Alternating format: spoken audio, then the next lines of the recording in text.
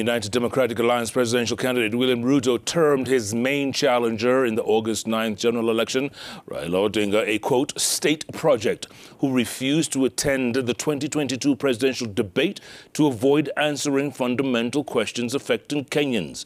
Now, the deputy president who attended the 2022 version of the debate, together with Agano party presidential candidate David Mwaure Waihiga, defended his wealth acquisition, denying alleged involvement in corruption, and was at pains to explain why multi-billion contractual projects that increased the public debt were not made public.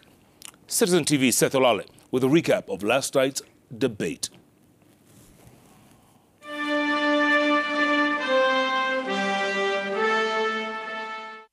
The deputy president took to the podium at exactly 8 p.m. His main challenger in the August 9th general election, Raila Odinga of Azimio la Umoja One Kenya, skipped the event.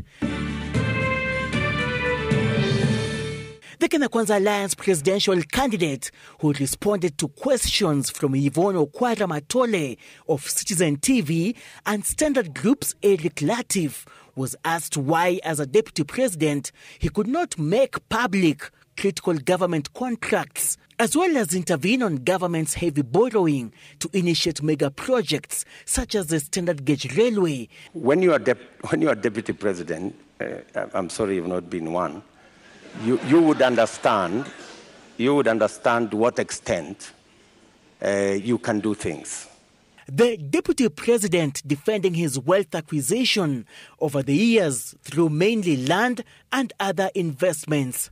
As a person, what does this make you feel when you hear that there is all this public perception about you and irregular acquisition of land? You see, acquisition of property is a legitimate endeavor. How much is enough? Enough is enough. The UDA flag bearer explained how his administration, if elected, will tackle insecurity mainly in Rift Valley and revival of the economy, among other pressing issues affecting Kenyans. All the National Police Reserve were withdrawn. A very reckless act. The deputy exiting the podium by thanking organizers of the debate and his supporters thus far, urging them to vote for him. Pia William Ruto aliangazia kwa undani sana agenda zote zetu za Kenya, kufufua uchumi, masuala ya deni, masuala ya ajira, masuala ya maji. It's now time for the normal person, the normal citizen, to uplift their lives from here down, coming up, bottom up. And we are saying that is what is going to change our economy.